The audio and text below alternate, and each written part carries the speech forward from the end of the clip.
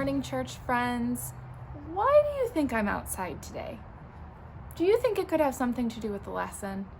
Well, it does. It's almost springtime, the cold is starting to go away, and all of nature is singing God's praises. So let's talk a little bit about that today. Our affirmation is all of nature holds the beauty and presence of spirit. So I want you to think about that as we talk today. Psalms 19, 1-4 says, "The heavens are telling of the glory of God, and the firmament, the earth, proclaims God's handiwork. Day to day pours forth speech, and night to night declares knowledge. There is no speech, nor are there words. Their voice is not heard, yet their voice goes out through all the earth, and their words to the end of the world." Isaiah 55:12 says, "You will go out in joy and be led forth in peace. The mountains and hills will burst into song before you, and all the trees of the field will clap their hands." Waldo Emerson, who was a poet and an author, says, "Everything in nature contains all the power of nature. Everything is made of one hidden stuff." So our world always offers opportunities for us to experience the presence of spirit in lots of different ways. Nature is one of the most clear and obvious manifestations, showings of God in our universe. We see so many different things in the natural world. Think about the plants, the animals, the insects and birds, the water creatures. All of those things show us that spirit is not limited in form or expression. And that means that it can look like lots of different things. The world around us is continually speaking of the presence of spirit in every situation. The neat part about this, as kids, is you have secret powers to pay attention to these things. Because of your imagination and wonder, you see plants and animals and birds and insects in their environment, and you can sometimes appreciate them more than the adults around you.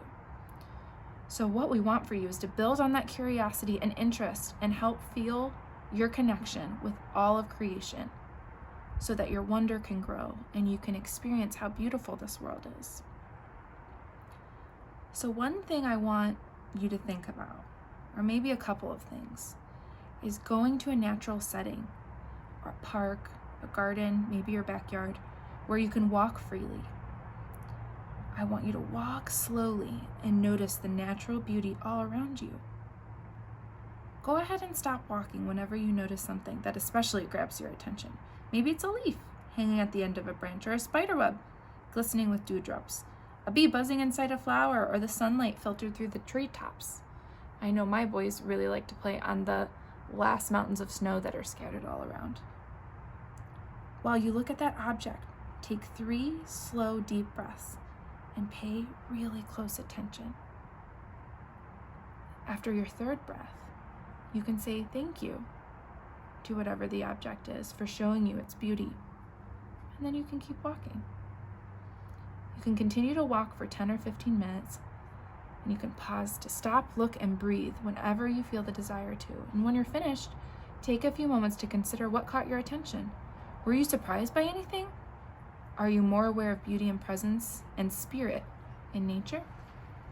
If you're not able to go to a park-like area, you can just look at different city streets, or maybe just out your window. I want to leave you with one quote today by a person named Anne Frank. Now, we're not going to get too much into her history today, but you can ask your adults around you about who Anne Frank was and what made her special. But I want to read to you what she wrote. "The best remedy for those who are afraid, lonely, or unhappy is to go outside, somewhere where they can be quiet, alone with the heavens, nature, and God, because only then does one feel that all is as it should be, and that God wishes to see people happy amidst the simple beauty of nature." So last week we talked about energy and things that drain our energy and things that grow our energy. Nature is one that really grows our energy. And even if it feels like maybe it's too cold outside, even sitting outside right now, I can still see my breath, but at the same time, I can also feel the sunlight on my toes and know that that warms me. There's so much to look forward to in a day, and going through your backyard or going on a walk with your family or your friends can really help you to experience divine presence that's all around us. So I hope you guys have a wonderful week, and please let us know how you were able to get outside and experience beauty. Bye, church friends.